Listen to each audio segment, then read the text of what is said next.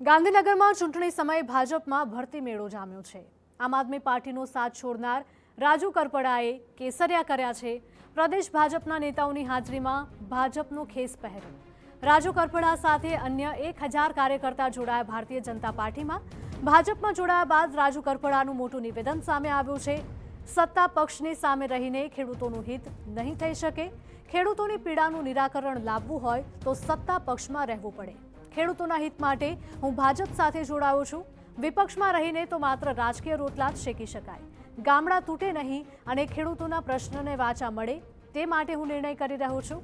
ઘણું મંથન કર્યા બાદ મને સાચી વાત સમજાઈ અને નિર્ણય લીધો। મને દુઃખ થાય છે કે પાછલા 5 વર્ષ મફતમાં ખોટી જગ્યાએ મહેનત કરી।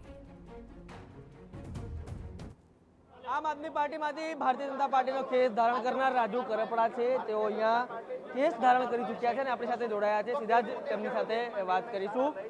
રાજુભાઈ, આજે ભારતીય જનતા પાર્ટીમાં પોતાના કાર્યકર્તા સાથે જોડાયા છે, શું કહેશો? આજે ભારતીય જનતા પાર્ટીમાં જોડાયા શું?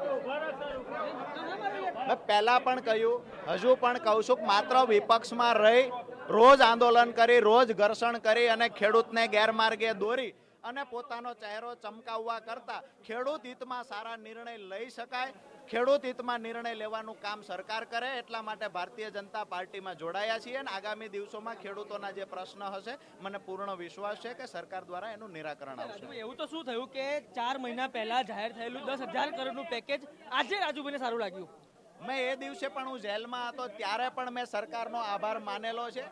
જેલની બહાર નીકળીને પહેલી પ્રેસ કોન્ફરન્સ કરી ત્યારે પણ મને કોઈ 2-3 પત્રકાર મિત્રોએ પૂછેલું, ત્યારે પણ મેં કહ્યું કે દુશ્મનની પણ સારી કામગીરી હોય તો વખાણ કરવાની તૈયારી રાજુ કરપડાની છે। દરેક મુદ્દે રાજનીતિ ના હોઈ શકે। આ હતા રાજુ કરપડા, જેઓ કેસરિયામાં રંગાયા છે અને હવે ભારતીય જનતા પાર્ટી અને તેના નેતાઓને ગમે તે પ્રકારના બોલ તેઓ બોલી રહ્યા છે। કેમેરા પર્સન નટવર પરમાર સાથે રોનક વર્મા, TV9।